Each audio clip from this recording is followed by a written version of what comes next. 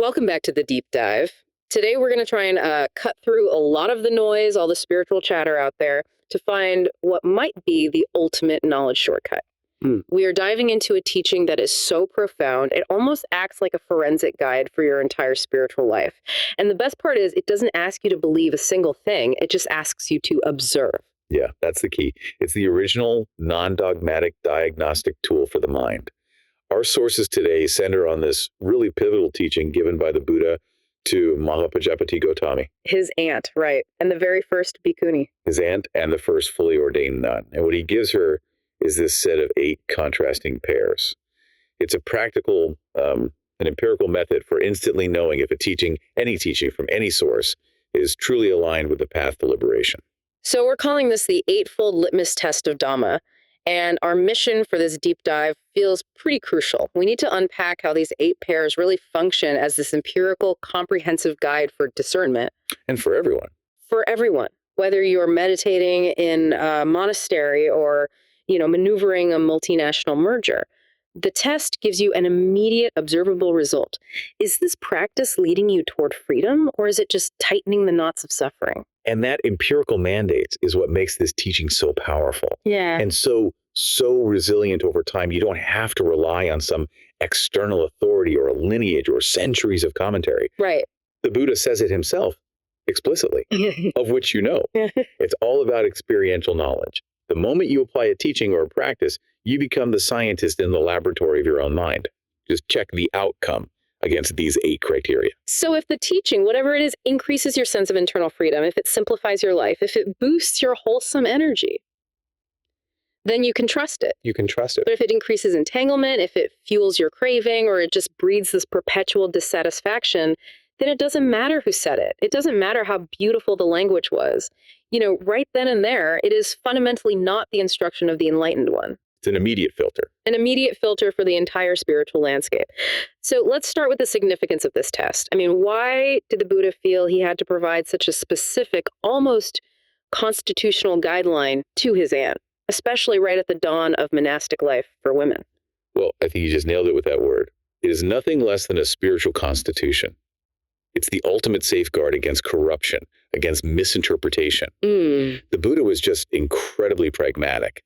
He understood that over time, doctrine gets diluted, cultural biases seep in, and teachers, even well-meaning teachers, driven by subtle forms of attachment, maybe to fame or power, or even just complex intellectualism, they might introduce practices that look spiritual, but ultimately lead you away from the goal. So this test is like a firewall. It's a firewall. It protects the Dhamma's integrity, and it's what ensures the longevity and the authenticity of the core teachings. So if some school or a guru or a practice deviates from these 8 core principles, say centuries from now, this litmus test gives the practitioner the authority to say, look, that might be popular, but it's not the path.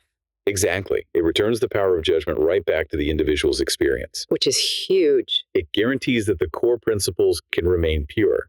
And central to all those principles is this one fundamental concept that ties all 8 pairs together, Virāgāya.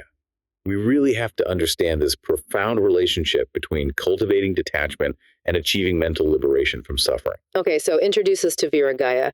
It sounds a little technical, but it seems like it's the key engine of the entire system. It is. It's really the end game. The whole framework rests on this movement away from states fueled by tanha. That's the craving. That's the craving. That persistent, restless thing that drives the whole cycle of suffering. And the path is about moving directly toward Virāgāya. And we usually translate Virāgāya as dispassion or detachment. Literally, it means the fading away of passion. But we have to be super precise about what that actually means. Yeah, because in English, detachment can sound like apathy, right? Like resignation or just not caring. Is that what we're talking about? Absolutely not. And that is the crucial distinction to make. Apathy is often rooted in aversion or maybe exhaustion, a refusal to engage. Virāgāya, true dispassion, is not the absence of feeling. It's the absence of clinging. Okay. It's a focused, it's a fierce, and it's a liberating release of that binding attachment. It means seeing things as they truly are, transient, unsatisfactory, not self, and therefore refusing to attach your happiness or your identity to them. The fundamental relationship is this simple. Attachment is suffering. And detachment. Detachment is mental liberation. And every one of the other 7 pairs is just a practical demonstration of whether your actions are fostering Virāgāya or its opposite. So if a teaching, let's say some modern self-help philosophy, makes me feel more passion, more feverish ambition to get a certain outcome, even if it's a wholesome outcome, like, I don't know, saving the world, that increased sense of feverish wanting means it's intrinsically leading me away from dispassion. It means it is reinforcing the tanha structure of the mind. That's the shortcut. The goal is to purify the mind, to reduce craving, and to develop these skillful qualities. And that's what these 8 pairs just perfectly encapsulate. Okay, now let's get right to the audience. The Buddha gave this advice to a monastic, someone who has renounced worldly life. So how do these criteria apply equally to the lay practitioner, the worldly person, and maybe more importantly, how do they form the basis for reaching the highest goal or hatship outside of that monastic structure? This is maybe the most profound realization we can pull from these sources. The criteria are purely internal. They're psychological. They define a state of the mind, its level of freedom, its quality of effort, its degree of contentment. They are not defined by the external ritual or the environment or the clothes you wear. So you're saying the path to liberation is universally defined by the effects of the teaching on the mind, regardless of whether you're wearing robes or a business suit. Precisely. If a layperson is diligently applying these 8 principles, cultivating deep dispassion, Virāgāya, few desires, apichataya, and that sustained wholesome energy, Virāgāya, they are by definition walking the path that leads to the systematic reduction of the fetters that bind us to suffering. They're following the recipe. They are following the conditions for achieving the state of a noble one. Now, the surrounding world, the constraints of family, career, society, it makes the practice difficult for sure, but it does not make the path invalid. I see. This test is proof that the critical factors for our hatship are internal cultivation and ethical conduct, and those are accessible to everyone. These 8 pairs serve as the blueprint for anyone, anywhere. Okay, that's a perfect place to start unpacking them. Let's dig into the first 4 pairs. These seem to establish the internal compass, the part that guides our fundamental intentions and motivations. Right. And we already touched on the foundational filter, but let's dive deeper into pair 1. Passion versus dispassion. Sarāgāya versus Virāgāya. We know Sarāgāya is the binding passion, but where do people mistake healthy engagement for unwholesome passion? This is where the modern context really confuses things, because we're constantly told that passion is a good thing, that it's necessary for success. And that is the ultimate cultural misdirection. Healthy engagement is rooted in things like compassion, crude appreciation, and skillful means.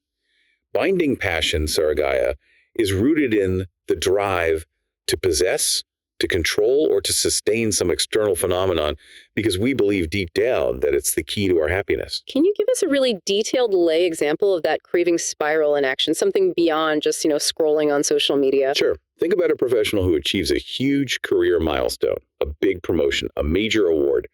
In that moment, a feeling of genuine satisfaction arises. But Sarāgāya immediately hijacks it. Instead of just appreciating the moment for what it is, the mind instantly projects into the future. It says, I need the next promotion to validate this one, or I need to sustain this level of praise perpetually. The satisfaction immediately pivots into a future-focused craving to hold on to or to amplify that state. So it's that restless, anxious pursuit. Exactly. That's that weird. Restless pursuit driven by a desire for a status or security that you can't actually find externally, that is the definition of Sarāgāya. So what's the practical application of Virāgāya of detachment in that specific high-stress, high-achievement moment? The practice is to stop the mind's projection machine. It's about mindfully recognizing the impermanence of the praise, of the title, of the feeling itself. It's accepting the natural rise and fall of success without attaching the self to the outcome. That's the hard part. It is. But when the mind releases that grip of wanting to control the next moment, an immediate reduction of anxiety and suffering occurs. That release is dispassion. It's a subtle but incredibly powerful shift from I am this success to this success is transient. And the monastic context really keeps this honest. You could have a monastic who achieves a very deep meditative state. If they start to cling to the desire to reproduce that blissful feeling, that subtle craving for a fine material existence, that becomes Sarāgāya, and it just halts their progress. Right. Whereas Virāgāya is just letting the state dissolve naturally, focusing on the underlying insight that came with it, not the pleasure of the experience itself. The underlying principle is completely identical for both. Which brings us to the inevitable consequence of passion. If you desire something, you become entangled with all the things required to get it and to keep it. Which is pair 2, entanglement versus disentanglement. Sarāgāya versus Virāgāya. Now, Sarāgāya means the 10 sayojana, the fetters, that bind us to the cycle of rebirth. When we talk about these fetters, it can sound kind of mythological, but they are a psychological reality, aren't they? Oh, absolutely. They are the chains of the mind. The Dhamma must lead toward Virāgāya, toward disentanglement, toward breaking those chains. And since our listener is a worldly person, let's focus deeply on the first 3 fetters, because they're the most immediately relevant. Okay. Wrong view, doubt, and attachment to rites and rituals. If a teaching reinforces any of these, it is, by definition, Sarāgāya. It's leading to more entanglement. What does wrong view look like in, 2024? It's not about believing the world is flat anymore. No. Wrong view, fundamentally, is the belief in a permanent, separate, and autonomous self. The technical term is sakkaya-ditthi. And this view is what causes us to take everything so personally. It's the conviction that I am my politics, or I am my income, or I am my opinions. This view creates dogmatism, defensiveness, and this profound emotional entanglement every single time our external identity is challenged. A teaching that encourages this hardening of identity is entanglement. And what about that other fetter, attachment to rites and rituals? For a layperson who probably isn't performing ancient ceremonies, where does this show up? It manifests in the modern obsession with shallow self-optimization. The belief that if you just follow the perfect morning routine, drink the perfect smoothie, or track the perfect metrics, that you will achieve liberation or happiness. So the practice becomes an end in itself. Exactly. It becomes a ritualistic adherence that's devoid of any genuine insight or ethical purification. It's entanglement because it adds complexity and superstition, and it replaces authentic practice with a kind of performative adherence. Virāgāya, on the other hand, means dissolving those brittle, defensive identities and realizing that the true self is a process, not a static object. Let's get really practical about lay entanglement. Our source material mentions workplace gossip, but let's broaden that out. Okay, think about the entanglement of digital life. You get caught in an endless email chain, a thread of petty arguments on a social platform, or maybe you become the administrator of some complex, distracting group chat. I think we all know that feeling. Right. You start spending all this mental energy tracking disputes, mediating or seeking validation within that digital complexity. That time and that energy is stolen directly from the cultivation of stillness. Virāgāya means drawing firm boundaries, stepping back from the conflict, and maintaining internal equipoise, even when the environment around you is completely chaotic. So the freedom comes from choosing not to engage. Choosing not to engage the mind in the complexity created by other people's attachments. So entanglement is fundamentally about adding psychological layers, which leads us perfectly to the next pair. Pair 3. Accumulation versus reduction. Akaya versus apakaya. Accumulation seems pretty obvious, but what's the subtle accumulation that we really need to guard against? Akaya is, of course, gathering defilements, greed, hatred, delusion. But it also refers to accumulating possessions, status, or even knowledge when it's fueled by attachment. It's the spiritual equivalent of mental hoarding. The mind is constantly burdened by all this inventory. Apakaya is the opposite. It's the reduction, the lessening, the letting go. The path is inherently one of purification. For the layperson, we often talk about the clutter of clothes or gadgets, but let's go deeper into the digital clutter you were hinting at earlier, because that feels like a major source of modern akaya. It is, absolutely. Think about digital debt. Thousands of unread emails, hundreds of irrelevant newsletters you never unsubscribe from, massive cloud storage filled with old files you'll never look at, subscription services you don't even use. The endless consumption of spiritual texts you never actually apply. Yes, that's a huge one. This is all mental accumulation. It just sits there in the background of the mind, draining your bandwidth. The mind is trying to manage all this stuff that is fundamentally unnecessary. The practice of apakaya, then, isn't just donating a shirt. It's an act of digital minimalism, of mental curation. It is. It's recognizing the deep psychological burden of unnecessary inventory. The relief that comes from unsubscribing from 50 emails or deleting old files or just decluttering your desk is immediate and it's tangible. It provides empirical proof that reducing external accumulation directly reduces internal mental burden. The lighter the load, the faster the mind can move toward freedom. And for the monastic, the accumulation can be much more subtle. Hoarding favors from lay donors, maybe, or accumulating a reputation as the expert, or collecting rare manuscripts. Even if the objects seem benign, the underlying attachment is what fuels akaya. And the practice of apakaya for the monastic is that rigorous adherence to the very few items they're permitted, constantly reflecting on their purpose as tools, not as comforts. The lesson is universal. Value the freedom of your mind over the convenience or comfort of accumulation. And that leads us right to the internal driver behind all that accumulation. Pair 4. Great desires versus few desires. Mahāpajāpatī versus Mahāpajāpatī. Now, this is where I want to introduce a little bit of tension. If the layperson is supposed to walk the path to liberation, don't they still need ambition to navigate the world? We're constantly told that ambition is a virtue, that it's a necessary engine for societal contribution. Are we saying the Dhamma requires us to just stop being ambitious entirely? That is a critical question, and it cuts right to the heart of the matter. We have to distinguish between wholesome aspiration and binding desire. Mahāpajāpatī is not ambition. It is excessive, constant, unsatisfied wanting. It's the mind that is focused on status, on prestige, on constant comparison, and this leads to profound mental pain because its satisfaction is always fleeting and externally dependent. So Mahāpajāpatī is the engine that's constantly saying, I am miserable now, but I will be happy when I get the next big thing. Precisely. And Mahāpajāpatī, few desires, is the skillful counterpractice. It's not the absence of goals, but is the absence of the internal misery that's fueled by the lack of those goals. It's contentment with little. It's valuing simplicity and appreciation for the present conditions. So the energy changes. The energy that was previously spent on endless material acquisition is now available to be redirected entirely toward internal growth, ethical development, and insight. So I can still aim to be the CEO or a fantastic parent, but the moment the lack of that status or perfection causes me acute suffering, I know I'm operating under Mahāpajāpatī rather than wholesome aspiration. That is the litmus test. Wholesome aspiration is rooted in ethical duty and compassion.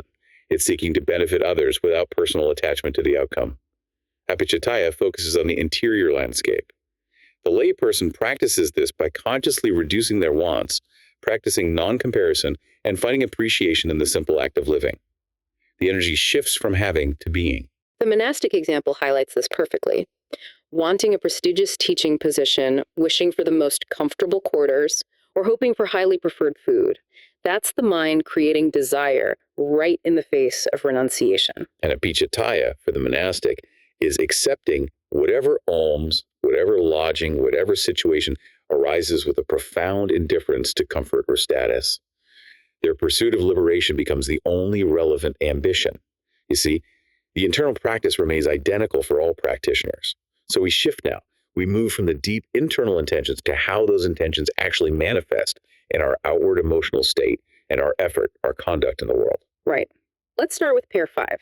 Discontent versus contentment, asantuhi versus santuhi. Now, this is related to few desires, but it focuses more on the active emotional state of fulfillment or the lack of it. Exactly.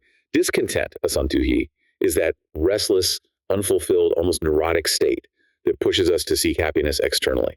It's that constant feeling that something is missing. Contentment, santuhi, is the peaceful, fulfilled state that finds sufficiency and peace in the present circumstances, whatever they are. If your practice, your job, your relationship, or your spiritual path is not leading to a deeper, more reliable source of internal happiness, it is fundamentally failing the Dhamma test. I think the modern struggle with the santuhi is comparison culture. It's just fueled by this constant digital exposure. You are always comparing your mundane reality to someone else's curated, highlighted reality, and it just leads to these deep feelings of inadequacy. It creates a state of perpetual envy and anxiety because the goalposts are always being moved by external sources. The mind is constantly judging its current situation against some impossible ideal.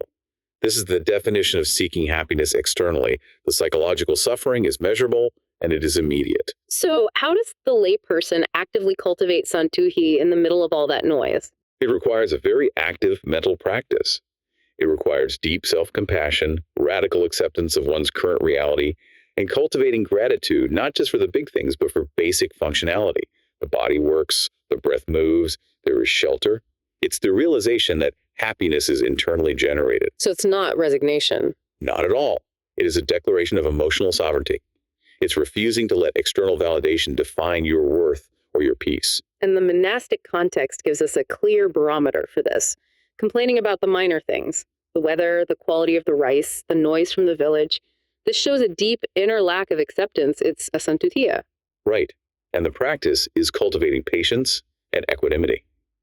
Using challenging circumstances like discomfort or noise as an opportunity to practice mindfulness and acceptance. That capacity to maintain inner peace regardless of the changing external conditions is a definitive marker of progress on the path toward liberation. Okay, next up is pair 6, company versus solitude, Sagantika versus Paviveka. Now, for a worldly person, excessive socializing is often a job requirement or a familial obligation. So how do we balance that with the path's emphasis on seclusion? We're not talking about rejecting healthy social interaction. Yeah. Sagantika refers specifically to the craving for company, the seeking of crowds, the engagement in gossip, or the relentless pursuit of distraction that actively pulls the mind away from reflective practice. It's the fear of being alone with your own mind. That's it, exactly. So the litmus test here is the motivation for the company. Am I seeking company to genuinely connect, or am I just seeking distraction and validation? I see. Paviveka solitude, or seclusion, is essential. It must be cultivated, and it has 2 layers: physical quietude and mental freedom. Without space, the mind never settles. Concentration can't deepen, and insight cannot arise. The mind needs to disengage from external concerns to see reality clearly. So our lay example needs to focus on that mental seclusion. I'm thinking of the person who keeps their AirPods in constantly, always needs a podcast or some background noise, or is constantly checking group chats because silence brings up uncomfortable thoughts. That avoidance is skeshka. And the practice of paviveka is an act of fierce discipline. It means intentionally setting aside time for true, quiet reflection, for meditation, or simply for observing nature without an agenda. It means valuing those moments of self-discovery.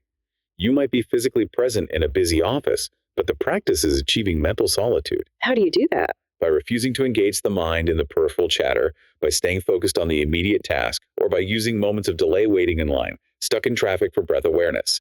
You have to create the inner space for insight, even if the outer world is loud. Okay, moving on to pair 7. Laziness versus arisal of energy, kosajaya versus Virāgāya. We just spent a lot of time defining contentment, snontuhya, and few desires, apicitaya. But wait, if the whole path is about contentment and acceptance, why are we suddenly demanding constant, diligent effort? Doesn't effort contradict peace? This is the profound tension that defines skillful practice. The energy we cultivate here, virya, is not frantic, craving-fueled striving for external goals. That would be Sarāgāya. Right. Virāgāya is sustained, skillful, and diligent effort that is applied specifically to abandon unwholesome states like asajja, laziness, procrastination, and to cultivate wholesome states like mindfulness, compassion, concentration. So the target of the effort is what determines its wholesomeness. If the effort is aimed at getting rid of suffering and cultivating virtue, it's good. If the effort is aimed at acquiring a new car or winning an argument, it's problematic. Precisely. Laziness, kosajja, is a lack of this specific ethical effort. It's an aversion to wholesome activity. If a teaching encourages complacency, just wait for enlightenment to happen, it is fundamentally undermining the entire process of purification. The path requires constant maintenance and momentum. The layperson often manifests kosajja as procrastination on genuinely important self-development tasks, spending excessive hours on passive, non-challenging entertainment, habitually making excuses for not maintaining a meditation practice or a fitness routine. They feel that dullness of the mind, but they lack the will to change it. And Virāgāya is setting clear, incremental goals and maintaining discipline in that schedule. It's about being deliberate in the cultivation of virtue. For the monastic, it's waking before dawn for meditation, diligently performing their duties, studying the text regularly, and applying consistent mindfulness throughout the entire day. The energy is the indispensable fuel that keeps the practice from stagnating into a kind of comfortable apathy. It keeps the mind sharp. And the body disciplined. Okay, finally, we come to pair 8. Difficult to support versus easy to support, Vifarta versus Vifarta. This one seems to speak very deeply to ethical reciprocity and integrity. It does. This criterion is primarily directed at monastics who rely on the faith and the generosity of the lay community. Vifarta means being demanding, ungrateful, or living in a way that doesn't morally justify the immense support one receives. It damages the faith of the community. So Siddhartha, being easy to support, means being content with little, being genuinely grateful, and living such a virtuous life that you are worthy of that support and you actually inspire faith. Yes, and the ethical significance is enormous, especially when you think about the longevity of the Dhamma. When lay donors see the simplicity, the gratitude, and the virtue demonstrated by those in robes, it inspires saddha, it inspires faith, and their act of giving becomes a blessing. It strengthens the entire ecosystem. The practice reinforces the integrity of the whole structure. Now, how does this apply to the lay listener? It speaks directly to our ethical conduct and our relationships. I can see a lay analogy for Dipaka right away. The perpetual demander. The person who is always needing favors, complaining about the help they receive, expecting special treatment, or constantly exploiting the goodwill of their family and friends without offering any self-sufficiency or genuine gratitude in return. And the analogy for Saparata is just as profound. This is the person who is emotionally self-sufficient, highly appreciative of any help offered, makes an effort to reciprocate kindness, and is generally pleasant and undemanding. Yeah. They're easy to support, not because they demand nothing, but because their conduct inspires generosity in others. So these 8 pairs really show that ethical conduct, in both contexts, is measured by the extent to which you burden or bless the community around you. We've gone through 8 really intense pairs. If we connect this entire system to the bigger picture, what does this 8-fold test fundamentally achieve? It creates an undeniable experiential measure of your spiritual progress. If you look at the direction of the wholesome halves, Virāgāya, Virāgāya, Mahāpajāpatī, Apichataya, Santuhiya, Pavivekaya, Virāgāya, and Subharata, every single movement in that direction is an experiential measure of increasing detachment, simplicity, and ethical clarity. So if I observe my own mind becoming less cluttered, less attached to outcomes, more content in the moment, and more energetic about my wholesome activities, I have empirical proof that my current teaching or my current practice is fundamentally sound and it's moving me toward the goal. That's the shortcut. This detachment, as we established earlier, is mental liberation from the roots of suffering. The test confirms that the path is just observable cause and effect. It's a scientific, psychological process, not some speculative religious doctrine you have to take on faith. And crucially, let's bring it back to the highest goal we talked about at the start. How do these practical criteria ensure that a worldly person can and should aim for arhatship? By defining the path purely through these internal metrics, the test democratizes liberation. It proves that the essential factors are mental cultivation, reducing the fetters like sensual desire, ill will, and wrong view, and not the external environment of a monastery. But in the lay world, we are constantly bombarded by things that fuel Sarāgāya and Mahāpajāpatī craving and great desires. The practice then becomes applying Apakaya and Apichataya right there in the middle of all that chaos. Absolutely. The lay practitioner who cultivates deep contentment, Santuhiya, amidst professional stress, who practices mindful consumption, Apakaya, at home, and who intentionally seeks mental solitude, Apaviveka, despite constant social pressures. That person is systematically fulfilling the internal conditions for breaking the fetters. So the environment just dictates the setting for the practice. Exactly. But the practice itself, the purification of the mind, is universally defined by these 8 criteria. The test is, therefore, really the ultimate tool for the listener. It's a clear, actionable rubric for you to evaluate your own practice, your teachers, and your progress without needing to appeal to some external authority. It takes the power of discernment and places it firmly in your hands. It just removes the noise and the complexity. If a teacher promotes complication or encourages dissatisfaction as a perpetual engine for change or breeds attachment, you have an immediate, simple 8-point compass telling you to walk the other way. The integrity of the Dhamma is maintained experientially through your own self-discovery. This has been a really profound exploration of the Eightfold Litmus test given to Gotamī. We've seen how these 8 pairs serve as a crystal clear compass, always pointing toward freedom, detachment, and purification. It really is the ultimate shortcut to knowing the difference between spiritual growth and self-deception. And the criteria are entirely psychological. They require no reliance on external dogma or gods or metaphysical beliefs. They only require the empirical observation of the immediate effect of a teaching on one's internal suffering. And this raises an important final question for you, the listener. If the path to liberation is validated purely by observing the reduction of suffering and defilement in your own mind, what does that say about the reliance on external belief systems versus your own internal self-discovery? We encourage you to apply this 8-fold lens to every piece of advice, every piece of media, or any idea you consume this week, and just observe which direction your inner compass truly points.